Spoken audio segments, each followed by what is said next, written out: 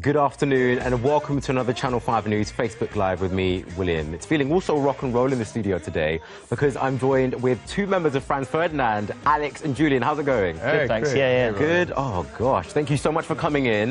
You've got a new album coming out tomorrow. How are you feeling? Excited? Can't wait. Yeah, it's really... I can't wait for people to hear it, yeah. Yeah. And how long have you been working on this for?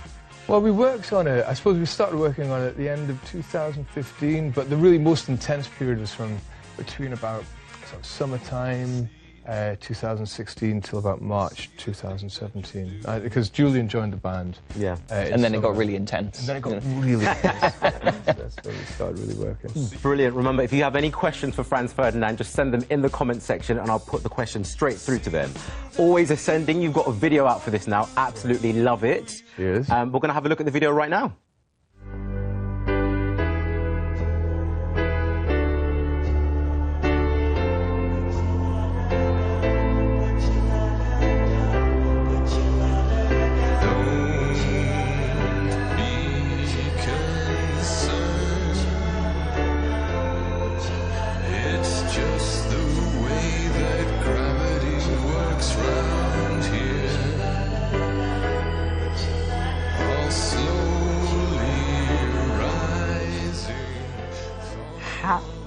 How does it feel to be here and back in the music industry? It feels great. It feels, I don't know, we love making this record and love playing those songs live, and so, yeah, I can't wait for people to hear it, really. Longevity in the music industry is just one of those things. Some people can keep it, some people can't. You guys are still here. You know? You're still here, you know. You've had your ups and downs. Yeah. Have you ever felt at one point that, you know, you just didn't know whether it was going to carry on anymore? I remember, so when we finished the tour with FFS, and Nick left the band, the remaining three of us, Bob, Paul and I, got together to ask that big question, to have that conversation. Do we want to continue?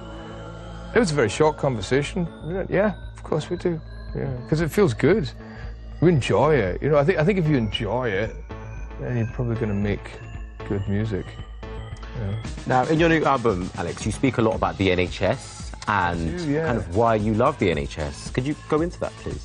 Yeah, sure. Like in the song Huck and Jim, I sing about going to America to talk about the NHS. The NHS means a lot to me. It literally saved my life on numerous occasions. I was asthmatic when I was a kid, still am asthmatic, and I got dragged into hospital a couple of times in the back of an ambulance on oxygen with the drip and everything, and yeah, saved my life. I had orbital cellulitis when I was about 15, which was an infection in the orbit of my eye that went through to my brain. And again, the NHS saved my life. And I believe that that privilege of having your life saved should be available to everybody, not just to those who can afford it. And I feel that's a great measure of civilization. It's how we look after the poor, how we look after the sick, and how we educate people. And it breaks my heart to see what's happening to the NHS now. Absolutely breaks my heart to see the NHS being chiseled away from the inside, funding being withdrawn to it, and this government talking about an NHS crisis or a winter crisis. That's not the crisis. The crisis is the lack of funding. We need to give this great gift that we have, this great organisation, the funding it deserves so it can look after us. Wouldn't mind seeing you in Westminster in politics. Oh, man, no, that's not for me. That's not for me because I speak the truth. Brilliant. Now, Julian, obviously you're quite new to the band. What does it feel like? I mean, you're in a huge rock band. Yeah, let's be real, let's be honest. I know, right? The rock and roll life, how's it going for you? Oh, it's great, yeah, it's exciting. So, yeah, just from getting the call to say, like, oh, do you want to come and join the band? It was brilliant. But it was, it's been pretty, like, smooth. Like, I mean, these guys are nice and, like, it's just been, like, we get on really well. It's, like, from the sort of the first point we met, we sort of got on really well. And then from that point on, the music was quite easy. So, yeah, I mean, it's fun. It's really fun. What can I say? Am I correct in saying that you guys both have a dog in the room when you're recording all your songs? Why is this? Yeah, well, before Dino joined the band, the fifth band member was Alvy. Oh, Alvy is a kind of Cocker Spaniel type dog. and he's Bob's dog, but the whole time we were recording, Alvy was there, and fifth member, always in the room when we were writing, and it's really good having a dog in the studio. You know, it kind of chills everybody out. Yeah. And it also, the other thing is that when you're in the studio, it's really easy to get completely caught up in what you're doing, and to never leave and to never go outside, whereas dogs, they need to go out regularly to do certain I things, agree. like exercise and chase balls and other things they need to take care of. And then you're like, oh, I need to go out regularly as well. Yes, I need to do some of those things too. Yeah. And so, and he's just a cool guy, Alvy, as well. He's a Yeah. good guy. Well, I mean, obviously, I'm sure being a rock star has its pros and it has its cons. And Alex, you've spoken up before about kind of becoming homeless at the age of 27. That wasn't because I was a rock star. I mean, I wasn't homeless. I wasn't on the street, but I was in that. It's for most people in our lives. We're very few steps away from difficulties. You know, it's a paycheck away from covering your rent. And for me, there was a period where I couldn't cover my rent, and I lost my flat and didn't have anywhere to stay. I was very fortunate. My friends and my family, they helped me out, and I stayed for a few months in different places, and for long enough for me to get it together. And so while I wasn't homeless in the sense that I was actually sleeping rough or anything like that, it makes me, whenever I walk along the street and I see somebody who is in that situation, it's very clear that anybody could be in that situation. It can happen to all of us so easily. We're just on the edge of it. Definitely. A good question from Joanne. Joanne is asking, who inspires you both? Who inspires me? I got to say, like, my favourite band of all time, a San Francisco band called Deerhoof. Cool. And they're like a very heavy sort of four-piece guitar band, brilliant. But the drummer is amazing. Like, he's the most inspiring guy, I think. And they're a band who've been going at it for 20 years. They've put out 15 albums, maybe. They put out an album every year and a half, 2 years. And I think they're a great example of someone who's stuck with the music industry, constantly doing good things. Very inspiring. Yeah, there's a couple of bands that have inspired me. So many bands have inspired me over the years. Like I can think of bands like the Monochrome Set or Orange Juice or something like that. But it's the person who was the biggest inspiration didn't end up becoming famous, and he was my best friend at school, a guy called Andrew Conway.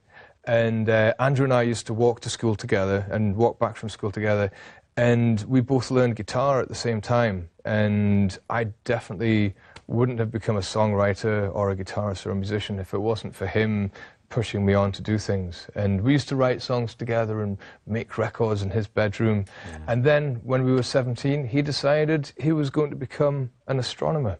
Okay. So that's what he did, and I kept with the music. Is he actually an astronomer? He did become an astronomer for a long time, and then about 10 years ago, he decided he was going to become an economist. So that's a very interesting career change. Next on the list is fireman, then astronaut. Now, I will never forget when Take Me Out came out in 2004. Absolutely loved that. I was tuned into, it's called Radio X now, but XFM back in the day.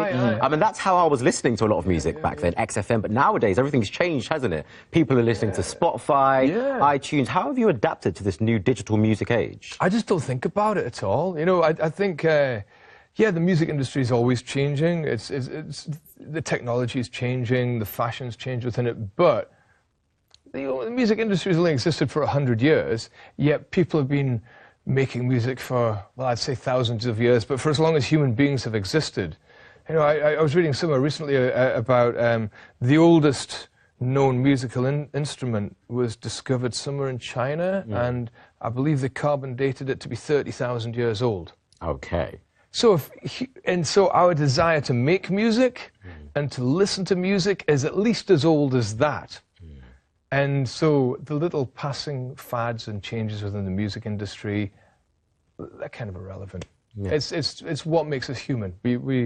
We love to listen to music and we love to make music, and that's all that matters, really. Brilliant. Remember, if you have any questions for Franz Ferdinand, just send them through in the comments section and I'll put them straight through to them.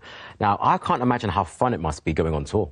I love it. Yeah, it's great. It's pretty fun. For somebody who's like, this is my first proper big tour with the band, you know. Well, we were touring last year a little bit, but yeah, it's great fun. It's amazing to you know, play those songs every night to large audiences. I mean, it's like they're fun songs as well to play. You know, it's great. Yeah. So for someone who's not a rock star like me, can you explain the experience of going on a tour or performing at, you know, Glastonbury or one of the big music festivals? Somebody was describing to me what it was like to be a fireman recently. Like, I've got a friend who's trained to be a fireman, and he was saying, like, you know, being a fireman, you have these, like, intense, you know, adrenaline-fueled periods of activity where you're risking your life and going to do this crazy. But most of the time, you're kind of sitting around waiting to get the call to go. And there's a parallel there between being in a band. Yeah, you don't risk your life and you don't save people's life when you're in a band. There's not that side of it. And of course, I admire firemen for what they do. But there's a lot of sitting around. Okay. And so you do, most of the time, you're waiting for something to happen. And there's a lot of really boring stuff. And then you have these intense periods of insane activity. And it's the biggest buzz in the world when you actually walk on stage and you hear the audience and you can see the steam rising off the audience. Yeah. It's like the kind of buzz you get from jumping off the highest board in the swimming pool. It's terrifying and exhilarating in equal parts. Brilliant. Good question from Christine. What's your favourite song, both of you? What's your favourite song from the new album and why? My favourite song, probably, well, it changes, to be honest, because it's like they're all good. But I think Lazy Boy is my favourite track too, because it's, I remember working on it, and it sort of, it's in a weird sort of time, so we like spent quite a long time working on it, and it got edited down from like this 6-minute sort of jam down to sort of less than 3 minutes, and it's a really beautiful, efficient little pop tune now. So the process of working on that and what the end result was, I think, is really good, so that's my favourite. Yeah, my favourite changes every day, same as Julian. I think my favourite today is probably the Academy Award. It's a bit more of a downbeat song, and we've only just started playing it live, but it's one of those ones that really sends tingles up here. It's a very atmospheric song, so I'm really looking forward to playing that one live. Heard a few rumours that you guys hate pop music. Is that true? No, that's not true. No, there's a song off our last Franz Ferdinand record called Goodbye Lovers and Friends, and the opening line is, "Don't play pop music, you know I hate pop music." And it's when I was writing the song, it was shortly after having been to a couple of funerals of friends where the choice of music had been really inappropriate for a funeral. Wow. Like, really, really terrible. And I was just thinking, like, what would I play at my funeral? I was thinking about what I would say in my posthumous eulogy to the gathered people there, and what I'd want played. And the last thing I'd want to play is my favourite pop music, because I'd rather have something instrumental, because that's in that kind of situation, I feel it's almost impossible for a lyric to really communicate what it is you're feeling at a time like that. Cool. Valentine's Day is coming up soon. Excited? I can't wait. Where's the best date spot? Teach me, I don't know. You look like you know, Julian. Man, the best date spot. Best date spot in the UK, in Scotland. Yeah, in Scotland, man. Well, I know that we are going to be playing Nottingham Rock City. So that could be Valentine's night. Best date. That's the best date. That could be it. I know. Well, my girlfriend is from Nottingham. Okay. And we actually arranged that because I figured it would be the most romantic thing I could do for her. I can imagine. It does make sense. It's convenient. We'll go and see her mum in the afternoon. Then she'll come to the sound check. We'll go and like have a romantic curry. Then we'll play a gig. She's a lucky girl. She's a lucky girl. So romantic. So romantic. Thanks. Gabby is asking, will you make a video for Lazy Boy? I hope so. There is vague chat about that. There's talk about that. Diane really wants to make a video for it. Diane Martell, who made the video for Feel the Love Go and Do You Want To and Blurred Lines and Evil Eye, she loves that song and she'd love to make a video for it. But we just need to persuade Bart McDonough from Domino Records to cough up the cash. So everybody who's watching, if you want to see a video for Lazy Boy, Bart at Domino Record Company. You heard him. You heard him. You heard him. Yeah, send him a message and say, Bart, cough up the cash. Get down and make a video. It'll be magic. Dean Best is asking, how do you feel when you play Take Me Out after 15 years? That's a brilliant question, Dean. That's a good question, Dean. Yeah.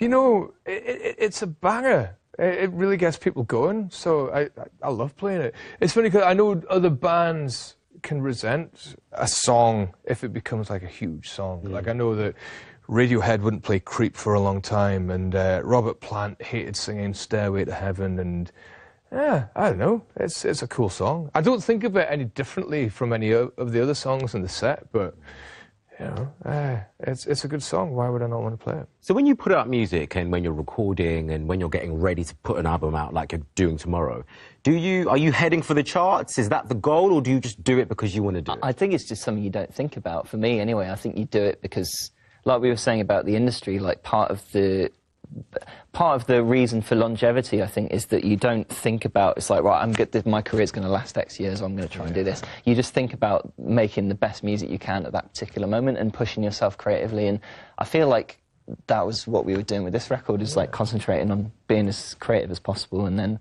just seeing what happens, you know. You want to make a good bit of work. You want to make something that you feel good when you play it. Yeah. You know, like when you make music, when you create it in a room, you get that buzz in the room, and that's really what you're chasing, because then you want to take because once you've got that buzzing, right, okay, I want to record that and I want to take it to the stage.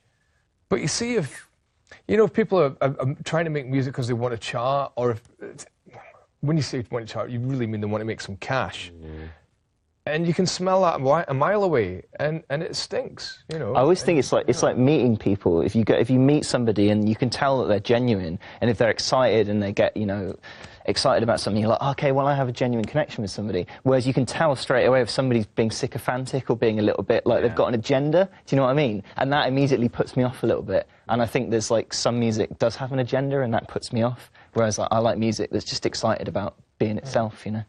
Alex, did I ever ask you where you got your jacket from? I love that. Oh, very much. Absolutely love it. Yeah, we did a TV show in Tokyo and a gig in Tokyo, about a week and a half ago, and the shops in Tokyo are amazing. When you go around Tokyo, it feels that you're stepping 5 or 10 years into the future and seeing how car shapes, fashion, technology is going to develop. And yeah, I got it from a shop in Tokyo.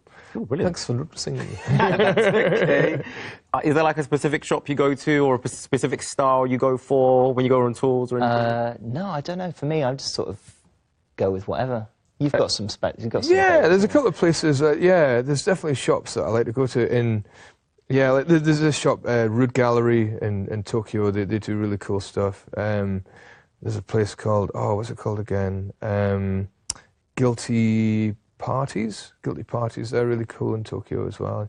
And so around the world, lots of different sort of second-hand shops and things. Like I still like my second-hand clothes as well. Cool. Awesome. Yeah. I do too. Yay! Cool. That's where you get all the cool stuff, isn't it? It's true, yeah. True. You get the best There's stuff. this amazing shop in Portland. I got this great cowboy shirt recently that had been worn by a guy in the rodeo. Oh, wow. Cool. Like back in the 50s, it had been, so some guy had ridden out on a bucking bronco wearing this shirt, and it was just hanging up in this second-hand clothes shop. And it still had, because it had the badge on it saying the year he'd ridden out and everything, but it also had this huge blood stain on the arm, and probably from when the guy was flung off the horse. It's still fashion, isn't it? Yeah, I think it adds to it makes it genuine, you know.